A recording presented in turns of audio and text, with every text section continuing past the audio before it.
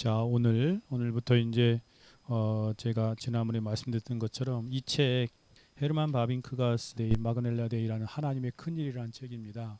이 책이 평신도를 위한 그 신학의 그 핵심적인 주제 25가지를 잘 정리하고 있는데요. 저 개혁교의학 저 네 권을 쓴 분이 이걸 썼다는 게 이해가 안 될 정도로 너무나 간략하지만 그분의 하나님께서 깨닫게 한 지식들을 성경적인 관점에서 아주 압축하여 잘 정리한 그런 책. 예전에 우리나라에서 번역되어 있는데 그것은 영어판을 번역한 거라 많이 좀 부족한 부분이 있었고 또 빼놓은 부분도 있었어요. 근데 이 책에서는 새로 송신대 교수님이 번역하면서 그 화란어 직역을 하고 없었던 부분까지 추가해서 25가지 진리를 잘 언급하고 있습니다.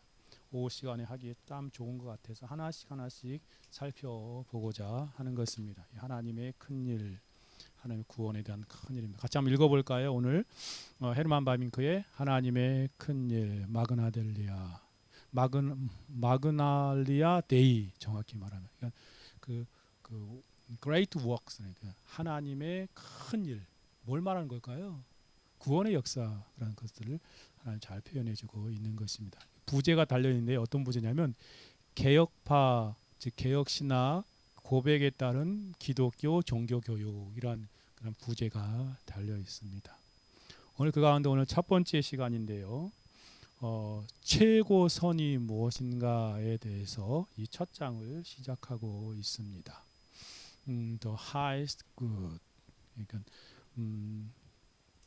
같이 한번 말씀 읽어보고 하나님 말씀 생각. 그 가로나 있는 것은 화란어입니다. 같이 한번 읽어봅시다. 전도서 3장 11절 중심 말씀 읽어보고 내용을 살펴보겠습니다. 하나님이 모든 것을 지으시되 때를 따라 아름답게 하셨고 또 사람들에게는 영혼을 사모하는 마음을 주셨느니라. 그러나 하나님이 하시는 일의 시종을 사람으로 측량할 수 없게 하셨도다. 이사야 57장 15절입니다. 지극히 존귀하며 영원히 거하시며 거룩하다 하는 이가 이같이 말씀하시되 내가 높고 거룩한 곳에 있으며 또한 통회하고 마음이 겸손한 자와 함께 있나니 이는 겸손한 자의 영을 소성시키며 통회하는 자의 마음을 소생시키려 함이라. 고린도서 10장 31절. 그런즉 너희가 먹든지 마시든지 무엇을 하든지 다 하나님의 영광을 위하여 하라. 아멘. 기도하고 하나님 말씀 진리 최고선에 대해 생각해 보게. 하나님 아버지 감사합니다. 우리에게 귀한 은혜의 시간을 또 허락하여 주셔서 오후 예배로 하나님 앞에 영광 돌리며 하나님께서 우리에게 주시는 귀한 진리와 교리들을 하나하나 배워 나아갈 수 있는 귀한 은총과 은혜를 주셔서 감사합니다. 성령께서 이 시간에도 하나님의 거룩한 그 진리와 교리들을 잘 깨달아 알 수 있도록 우리의 어두운 이지를 여시고 우리의 닫혀진 마음에 하나님의 진리의 빛을 비춰주사 그 말씀으로 말미암아 우리의 영혼이 밝아진 가운데 이 어두운 세상 가운데에서 하나님 말씀의 빛을 들고 하나님을 영화롭게 하는 그러한 삶을 살기에 부족함이 도록 도우심의 역사하여 주옵소서. 하나님 신약하고 부족한 종입니다. 이 주의 진리의 말씀들을 잘 수종들며 잘 전달할 수 있도록 성령으로 붙들어 주옵소서. 이 시간도 함께 하신 하나님을 송축하오며 우리 주 예수 그리스도의 이름으로 기도 올려드리옵나이다. 아멘. 하나님의 큰 일에 대해서 같이 살펴봅시다. 이것을 기록한 분이 헤르만 바빙크입니다. 헤르만 바빙크가 누군가 3대 신칼빈주의 신학자 가운데 한 사람입니다. 19세기 20세기 살았던 위대한 그런 하나님께서 쓰셨던 신학자 중에 신학자이지요. 그 3대 칼빈 신학자가 누구지요? 지난주에 살펴본 영역주권 누구예요? 아브라함 카이퍼입니다. 네덜란드 수상까지 했고 같은 당에 속했던 이 사람입니다. 헤르만 바빙크도. 그리고 또 하나 미국의 벤자민 브래클린 워필드가 있습니다. 비비 워필드. 이 사람도 그 시대에 아주 탁월한 북미 교회에 놀라운 그런 신학자입니다. 아브라함 카이퍼 그리고 헤르만 바빙크 같이 화란 쪽이고요. 유럽 쪽이고 비비 워필드는 그 미국 쪽 뉴잉글랜드 쪽의 그런 신학자입니다. 이 세 사람이 칼빈 이후에 정말 칼빈주의 개혁파 진리를 아주 꼽히었던 아주 중요한 사람 가운데 하나이지요. 여기다가 한 사람을 더 덧붙이라고 말한다면 이제 찰스 하치도 그 좀 더 앞에 사람인데 그 사람도 언급할 수 있습니다.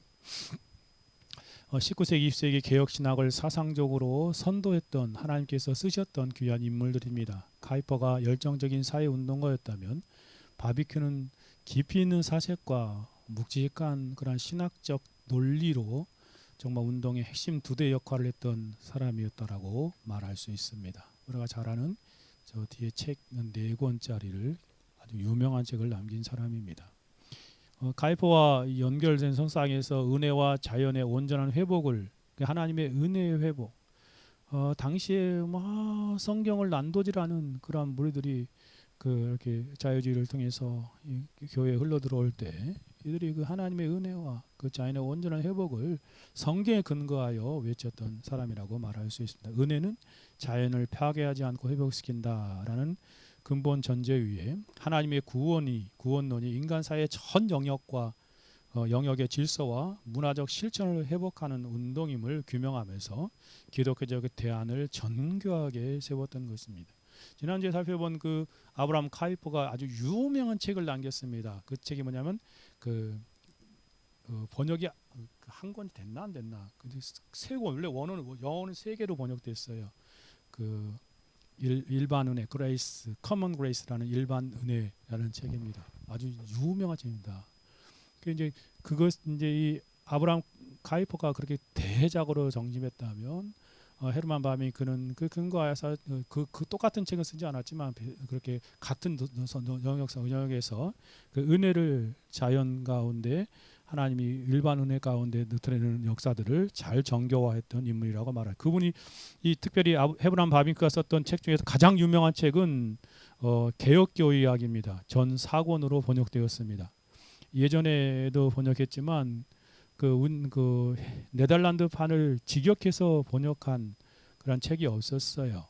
근데 이 종신대 그 교수님 박도현 교수님이 화란에서 있으면서 오랫동안 머물러 가지고 그것을 직접 일일이 다 번역해서 4권이 나왔습니다. 저 개혁교의학, 개혁신학의 아주 큰 그런 정립이라고 할 수 있는 책 가운데 하나입니다. 기독교 강해는 한 권, 4권, 4권으로 이루어졌지만 좀 적다면 저건 저렇게 방대하게 이렇게 드러내지고 있음을 보게 되어요. 그리고 또 시대적인 19세기, 20세기의 상황에 맞게 아주 탁월하게 드러냈음을 보여주고 있죠. 그리고 또 하나 꼽을 수 있는 것이 이 온 성도와 청년을 위해 특별히 기록한 쓴 책이 바로 이겁니다. 이게 바로 이 하나님의 큰 일이라는 이 책. 이 책이 이제 평신도들을 위해서 이해하기 쉽게 신학과 개혁파 신학과 또 성경의 진리들을 잘 이해하기 위해서 하나님의 큰 일, 하나님의 구원의 큰 일이죠. 그 일들을 잘 정립하여 나누고 있는데 이것이 완역되어 가지고 죽은 다음에 이렇게 완역된 책인데 이것을 한 25장으로 구성되어 있는데 같이 한번 이번 기회에 한 주에 하나씩 살펴보고 싶은데 어쩌면 2주로 나눌 수 있는 분량이 있는 것도 있어서 그때가 살펴보겠습니다. 이분도 동일하게 네덜란드 의회 그런 반혁명단 의장의 역할을 하고 10년간이나 네덜란드 상호의료원 활동을 했습니다. 참 재밌죠. 신학자들이, 목회자들이 의회에서 정치 활동을 하죠. 왜냐하면 그 나라가 기독교 국가이기 때문에 그래요. 프랑스 혁명의 그러한 신앙을 반대하고 기독교를 방해하는 운동에 대한 그 반대 운동으로 반혁명당이라는 말을 그렇게 프런흐르트가 그것을 세웠는데 거기에 아브라함 카이퍼가 물려받았고 또 헤르만 바빙크도 함께 활동하면서 그 상원의원으로 활동하기도 했습니다. 국가 주도형 공교육 속에서 기독교 사립학계의 온전한 법적 지위와 동등한 재정적 권리를 쟁취하는 사회 정의를 실현하는 그런 모습이었습니다. 헤르만 바빙크의 그런 말 가운데 같이 한번 읽어볼까요? 그 박스 안에 있는 것. 구원은 타락한 창조 세계에 대한 완전한 파괴가 아니다. 오히려 그것은 죄로 왜곡된 우주와 인류의 본질을 새롭고 찬란하게 복구해내는 하나님의 일이다. 결국 하나님의 큰 일은 뭐예요? 하나님의 구원. 그 구원의 큰 일이 우리 가운데 이루어지고 있는 것을 설명하고 구원론의 아주 간략한 핵심 요약이라고 말할 수 있는 책입니다. 그 핵심 요약 첫 번째 내용이 뭐예요? 최고선. 최고선. 여러분 최고선이 뭡니까? 숨마 보눔이라는 그런 뜻인데 숨문 보눔이라는 그런 라틴어인데요. 인류가 도달할 수 있는 가장 가치 있는 절대적인 목적인 가장 높은 선을 뜻하는 그런 표현입니다. 그래서 이 헤르만 바빙크가 첫 번째 장에서 왜 최고선을 달았는가 생각해보면 이 최고선이라는 주제가요. 철학과 신학에 오랫동안 이렇게 사람들이 주장했던 그런 그 내용이기 때문에 철학자들이 최고선으로 꼽는 것이 무엇입니까? 인간의 그런 이성과 덕성을 최고선으로 하여서 행복을 통해 최고선을 찾으려고 했던 것이 철학자들의 그 한결같은 그런 운동이었습니다. 그러나 신학자들은 최고선의 최고선의 그 최종점이 바로 신 하나님에게 있다라는 측면에서 다루고 있지요. 이 최고선을 추구한 철학자들 보면 여러분이 잘 아는 아주 유명한 철학자, 인간의 궁극적인 행복이나 도덕적 완성과 연결하여서 이 최고선을 추구하는 사람들. 여러분 잘 아는 그 플라톤 같은 사람은 선의 이데아라는 말을 썼잖아요. 즉 최고선은 현 세계가 아니라 이데아의 세계의 정점에 있는 선의 이데아다라고 그렇게 표현하고, 아리스토텔레스는 그 제자인 아리스토텔레스는 모든 행위에는 목적이 있으며 그 최상의 목적이 바로 최고선이다. 그래서 최고선인 행복, 그 행복을 이렇게 최고선으로 두고 그의 철학적인 활동들을 해 나가는 것을 보게 되어집니다. 그밖에 스토아 학파는 우주의 이성과 자녀의 법칙에 순응하는 것, 평정심을 갖는 것, 덕스러운 삶을 사는 것, 이런 것들을 언급하고 있습니다. 그리고 신학자들 가장 그 획기적인 그런 획을 그은 임마누엘 칸트 같은 분은 이 최고선을 어디에 두고 있냐면 도덕적인 의무를 다하는 도덕성, 그에 걸맞는 행복을 누리는 것을 일치하는 것이라고 그렇게 표현하고 있습니다. 그는 이 세상에서 실현되기 힘든 이 최고성의 완성을 위해 신의 존재와 영원 불멸이 요청된다라고 그렇게 은근히 기독교 세계였기 때문에 그 끌어들이는 측면에서 실제로 그가 그렇게 나아가지는 않았던 것을 보게 되어집니다. 정말 이 철학계에서도 유명한 사람들이 최고선을, 근데 그들의 관점은 인간에게 두는 거예요. 인간의 행복, 인간의 그런 도덕적인 삶, 거기에 최고선을 두었다는 것입니다. 그러나 신학자들의 그 최고선은 바로 하나님께 두었음을 보게 됩니다. 그러니까 인간이 추구할 수 있는 가장 높은 절대적인 가치를 둔 최고선이 인간이 아니라, 인간의 행복이 아니라 하나님이다 라는 것이 성경의 가르침이죠. 그 유명한 아우구스티누스의 표현처럼 하나님이 바로 최고선이다 라고 이렇게 선언하는 것입니다. 정말 그렇습니다. 인간은 세상의 가변적인 것들이기 때문에 돈, 명예, 쾌락은 참된 만족을 얻을 수 없다. 이 영원하고 변함없는 최고선이 하나님을 사랑하고 그분과 연합할 때 비로소 완전한 행복과 안식을 누리니 하나님이 최고선이다라고 말하고 있습니다. 그리고 우리가 추구하는 그 존 칼빈 같은 경우는 이 최고선을 하나님의 영광에 두고 있습니다.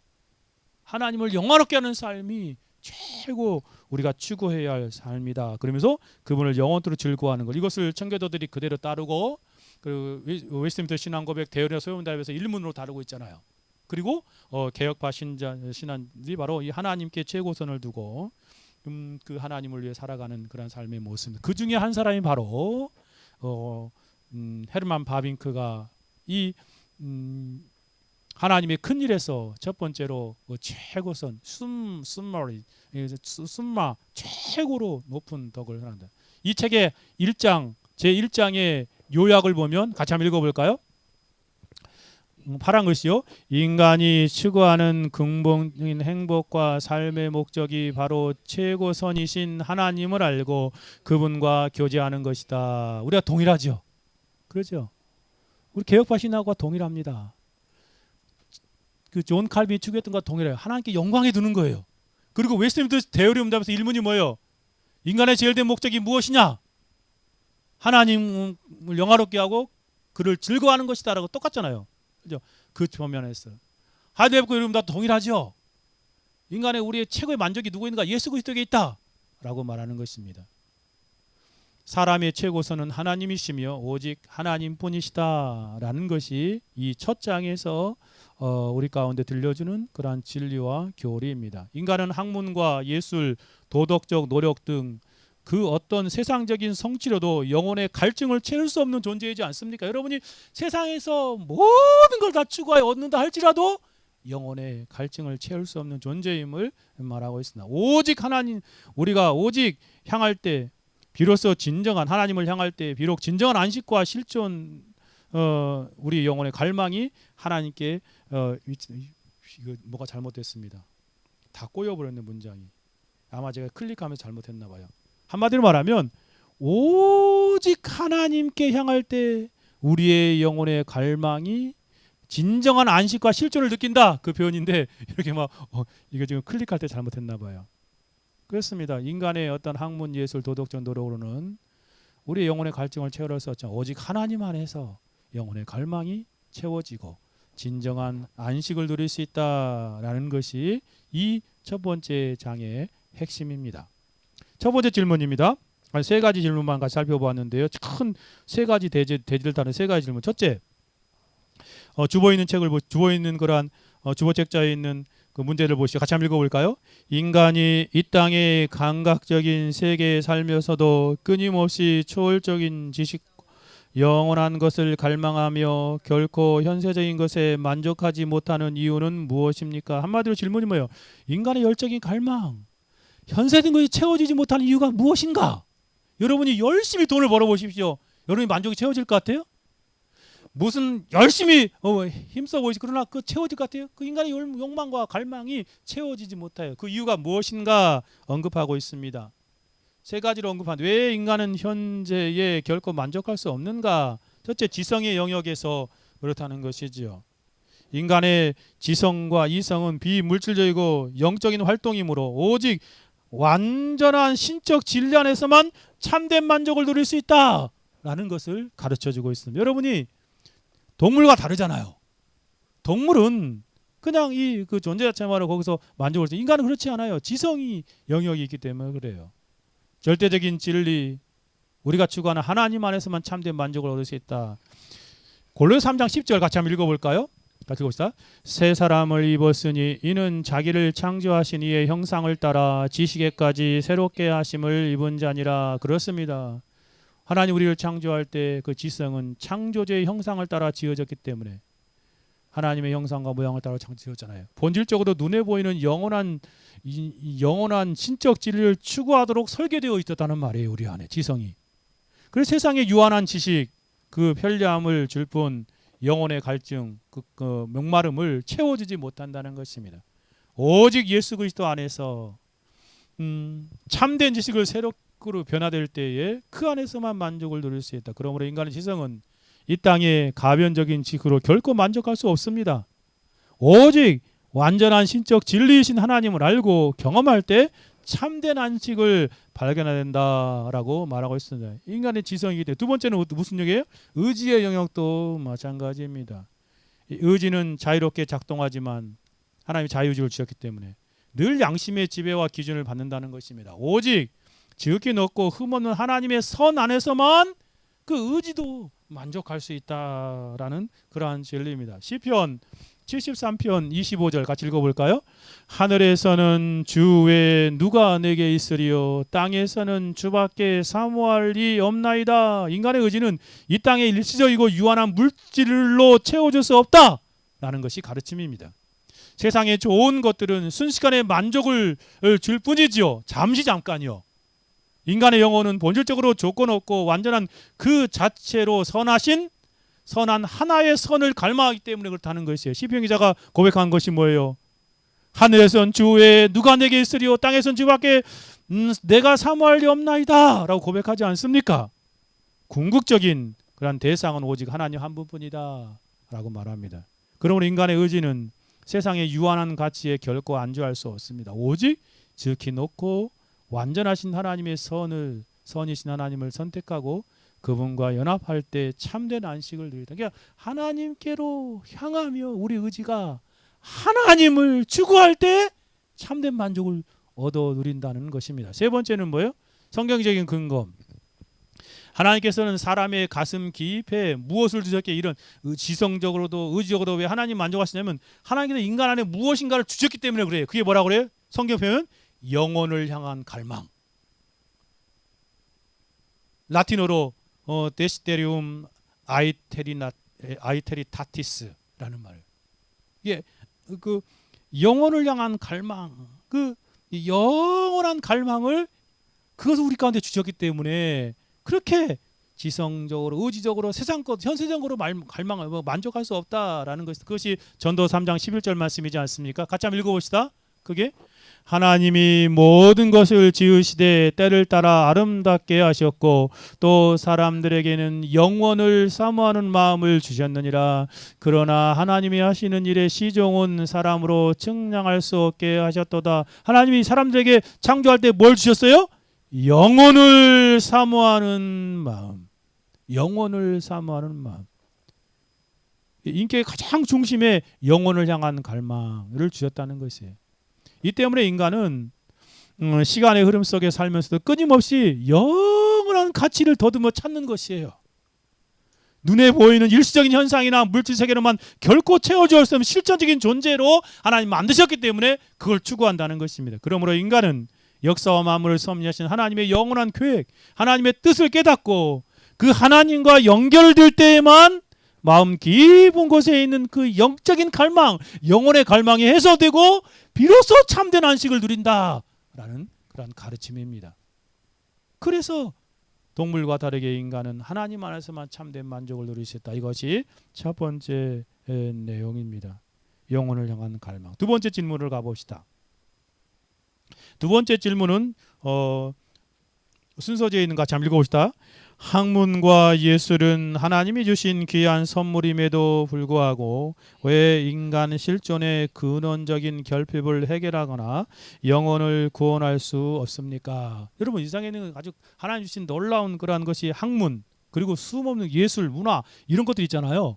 이런 것들을 하나님이 귀한 선물로 주셨지요. 일반 은총적인 측면에서. 그런데 왜 인간의 그 근원적인 그 갈증과 갈망을 해결할 수 없는 걸까요? 그리고 우리 영혼을 근본적으로 구원받을 수 없게 하는 것, 없게 하시는 것, 이게 일반은 중에 한계잖아요. 그것을 답변을 이렇게 된다. 첫째, 가장 위대한 두 선물 구원자가 아니다. 첫째 뭐예요? 학문의 한계. 학문의 한계 때문에 그렇죠.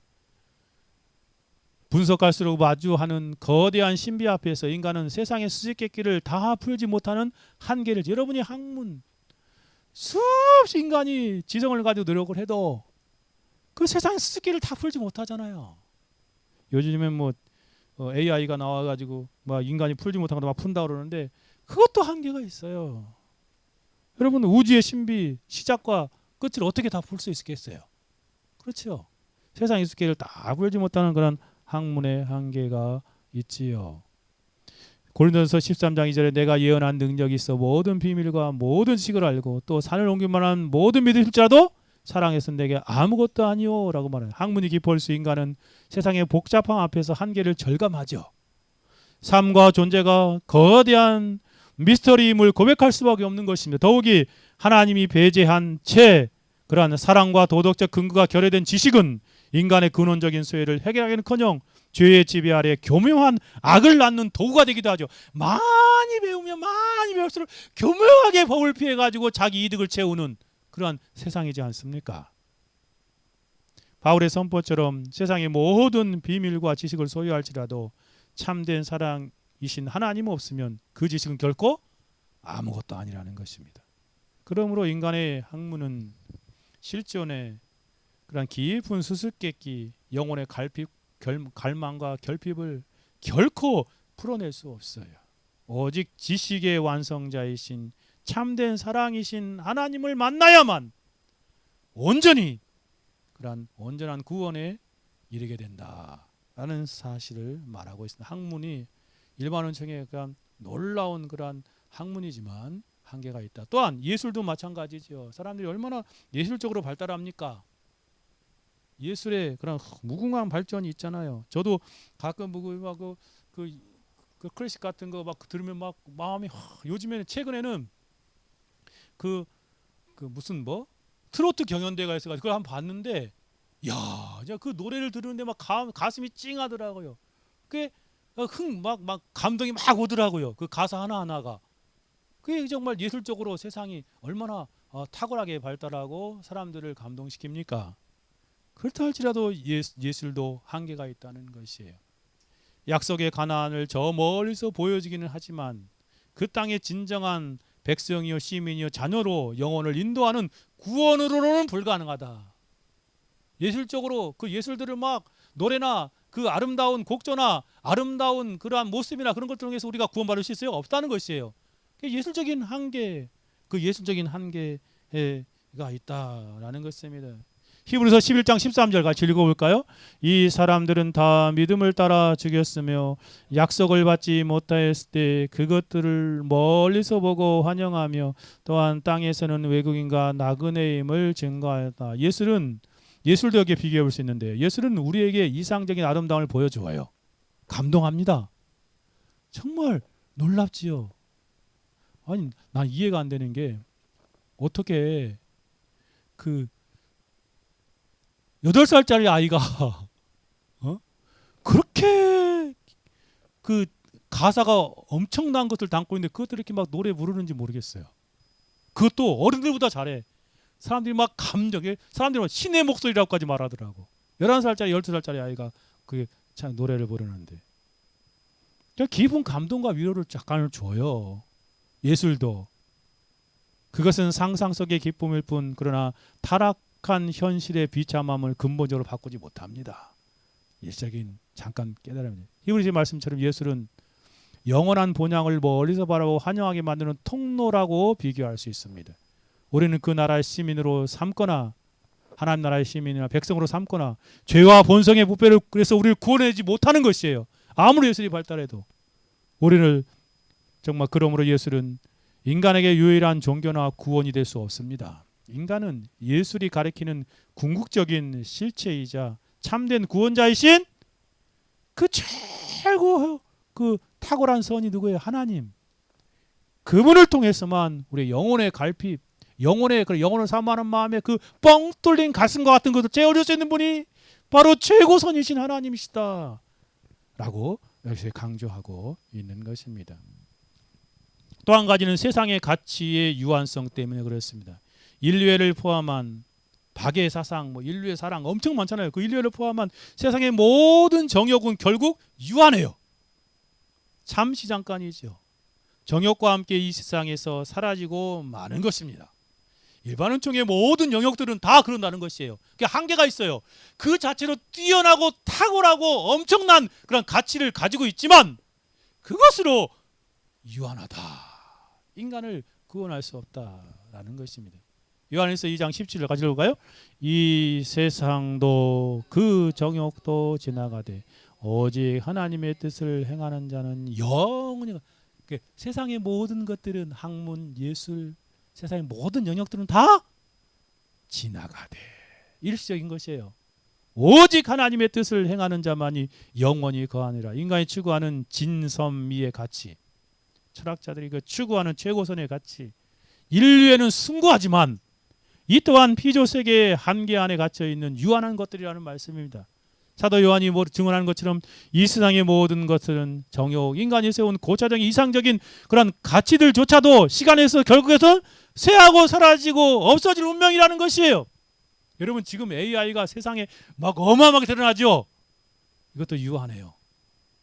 지나가는 거예요. 영원하지 않는 것은 결코 인간의 영혼의 근원적인 결핍, 그 갈망입니다. 영혼을 사모하는 마음을 하나 주셨다는 자예요. 그건 메울 수 없어요. 그런 것들로. 그러니 인간의 영혼에 구원을 주지 못하는 것입니다. 그러므로 이 세상의 모든 유한한 이상들은 인간을 구원할 수 없습니다. 오직 영원히 사라지지 않는 하나님의 뜻, 그 하나님의 뜻 말씀을 따르며 그분의 영원한 질서에 동참할 때 그 뜻을 믿고 받아들이고 그 안에 동참할 때 참된 우리 안에 있는 뻥 뚫린 그런 가슴것처럼 영혼을 사모하는 갈망이 채워지는 거예요. 참된 해답이 거기 있다라는 것이 두 번째 내용입니다. 세 번째 질문을 가봅시다. 세 번째 질문 같이 읽어봅시다. 인간이 지닌 위대함과 비참함이라는 모순적 실존을 해결하고 참된 안식을 얻을 수 있는 유일한 길이 무엇입니까? 여러분 찾았습니까?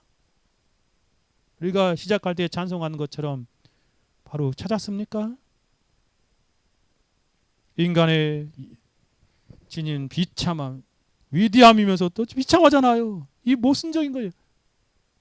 정말 엄청난 그러한 존재이면서 동시에 어마어마하게 타락한 비참한 존재로 우리가 살아가고 있잖아요. 이 모순을 해결 참된 안식을 얻을 수 있는 무엇인가?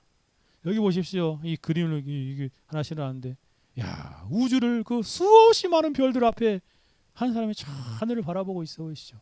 어마어마 그것을 이해하고 탐구할 수 있는 위대한 능력도 있지만 그 안에서 초라한 저 우주의 크게 비추면 얼마나 초라하고 비참한 모습입니까? 더욱이도 인간의 내면 죄가 있잖아요. 그렇죠? 돈 몇 푼에 사람을 죽이는 그러한 죄악 가운데 있는 모습도 있잖아요. 얼마나 비참하고 초라해요. 정말 그러한 모순, 인간의 모순의 유일한 해답은 무엇인가? 첫째, 인간의 모순의 상태를 생각해 봅시다. 생수의 근원 하나님을 등지고 스스로 터져버린 웅덩이를 끊임없이 파는 비참 속에 갇혀 꿈속에서 메말라 허덕이는 모순을 지니고 있는 인간의 모습, 얼마나 비참한 모습입니까? 예레미야 2장 13절에 말하죠. 같이 읽어볼까요? 내 백성이 두 가지 악을 행하였나니 곧 그들의 생수의 근원되는 나를 버린 것과 스스로 웅덩이를 판 것인데 그것은 그 물을 가두지 못할 터진 웅덩이라.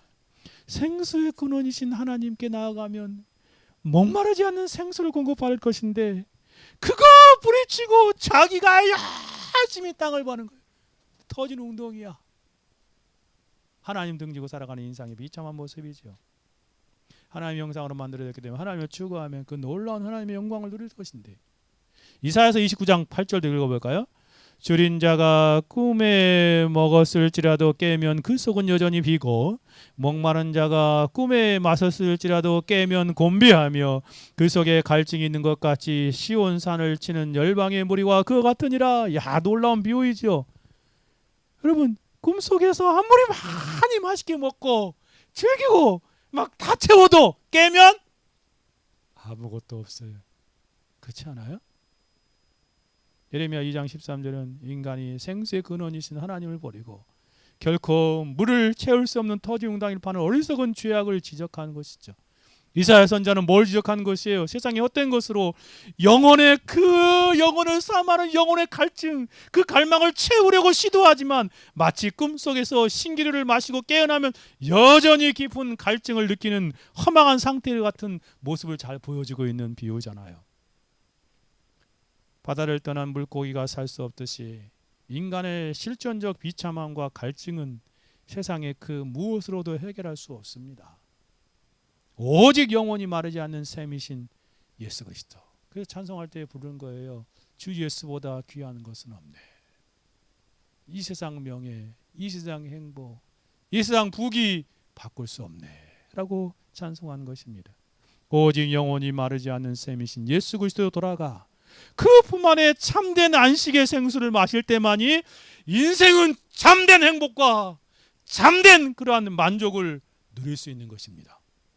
이것이 바로 최고선이신 하나님과 그리스도를 아는 삶의 모습이라는 것입니다. 두 번째로는 세상의 지혜의 완전한 무능력입니다. 여러분 철학 대단한 것 같지요?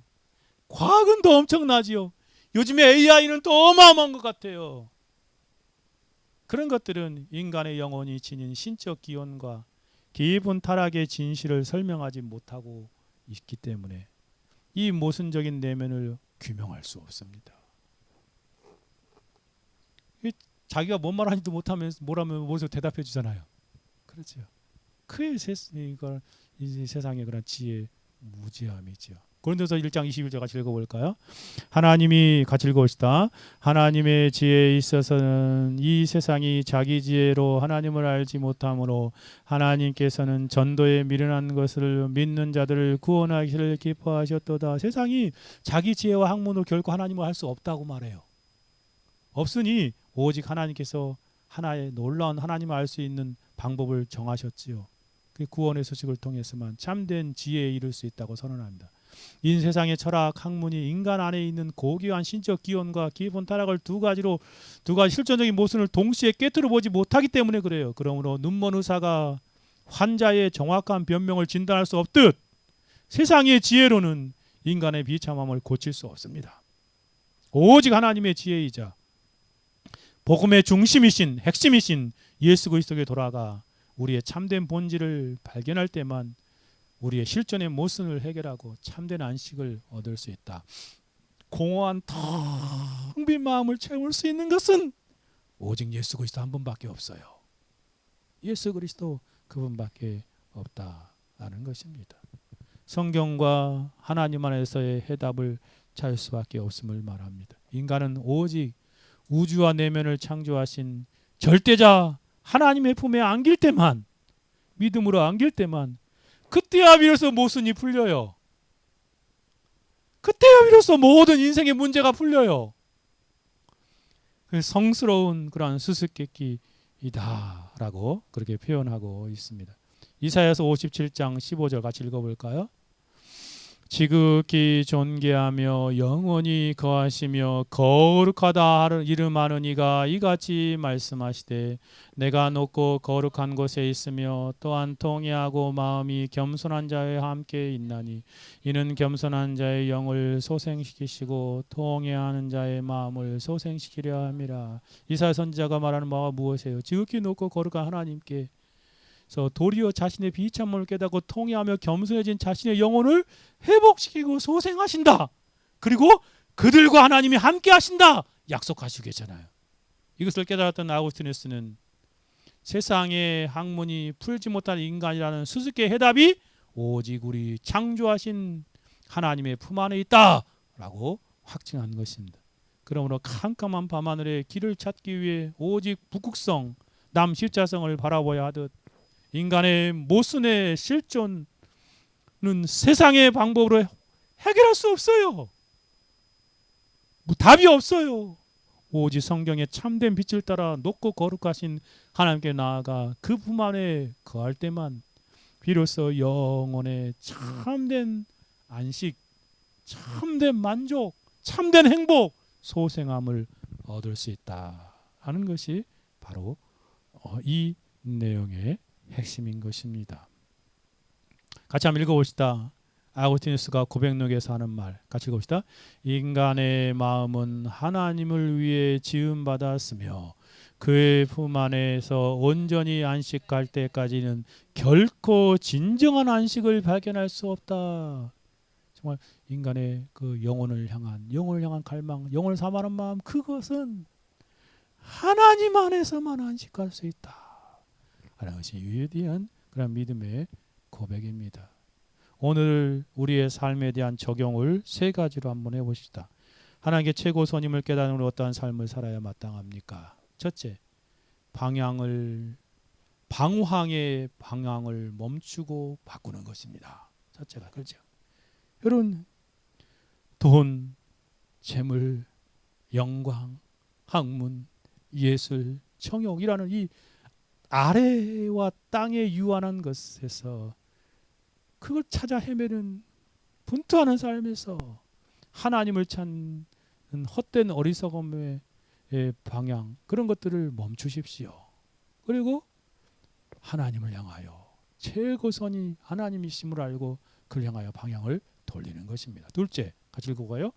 겸손과 통회함으로 나아가기. 그렇습니다.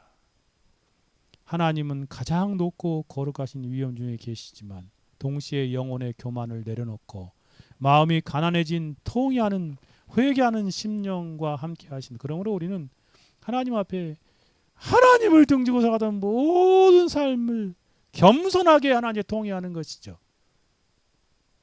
인간이 높아지려는 모든 인간의 이성의 극치를 그렇게 추구하는 모든 것들을 내려놓고 겸손하게 회개하는 그런 삶으로. 마지막으로요, 같이 읽어봅시다.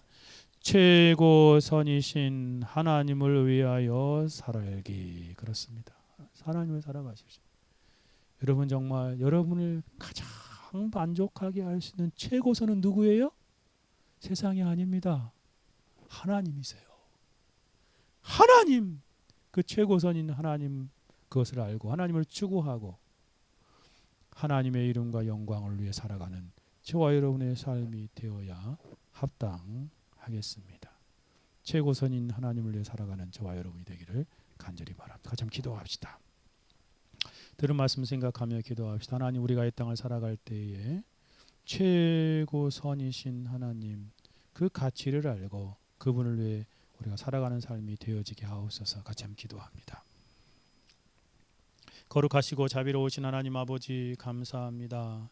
하나님, 첫 시간으로 최고선이 누구인지를 다시 우리의 정말 영혼의 그런 갈증과 영혼을 향하는 사모하는 마음, 그곳을 채울 수 있고 만족하게 할 수 있는 분이 누구인지 하나 우리로 다시 한번 깊이 생각하게 하신 하나님, 감사합니다. 하나님, 세상에 있는 어떤 것들을 지나가는 이런 것들이 우리를 영혼의 사만한 마음을 가져가게 없음을, 만족하게 할 수 없음을 우리가 깊이 깨닫게 하시고, 돈과 재물과 세상 영광과 권력과 세상 학문을 추구하는 것들을 찾던 모든 그러한 우리의 삶들, 그것으로 만족을 얻고자 했던 모든 헛된 삶들을 우리가 하는 그런 방향에서 회개하고 돌아설 수 있도록 도와주옵소서. 가장 높고 거룩한 위엄 중에 계신 하나님을 향한 더욱 낮아진 심정으로 그분 앞에 동의하며 겸손한 삶을 살아가게 하여 주옵시고, 우리의 평생의 삶이 하나님이 우리의 최고선임을 우리가 알고 그 최고선이신 하나님을 위해서 먹든지 마신든지 무엇을 하든지 주를 위해 살아가는 복된 성도의 여정이 되어지도록 도우시며 역사하옵소서. 주 예수 그리스도의 이름으로 감사하며 기도 올려드리옵나이다. 아멘. 주기도문 하심으로 오후 예배를 마치겠습니다.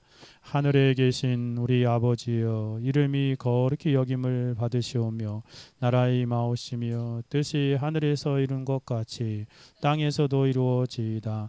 오늘날 우리에게 일용할 양식을 주옵시고 우리가 우리에게 죄진 자를 사하여 준 것 같이 우리 죄를 사하여 주옵시고 우리를 시험에 들게 하지 마옵시고 다만 악에서 구하옵소서. 대개 나라와 권세와 영광이 아버지께 영원히 싸움나이다. 아멘.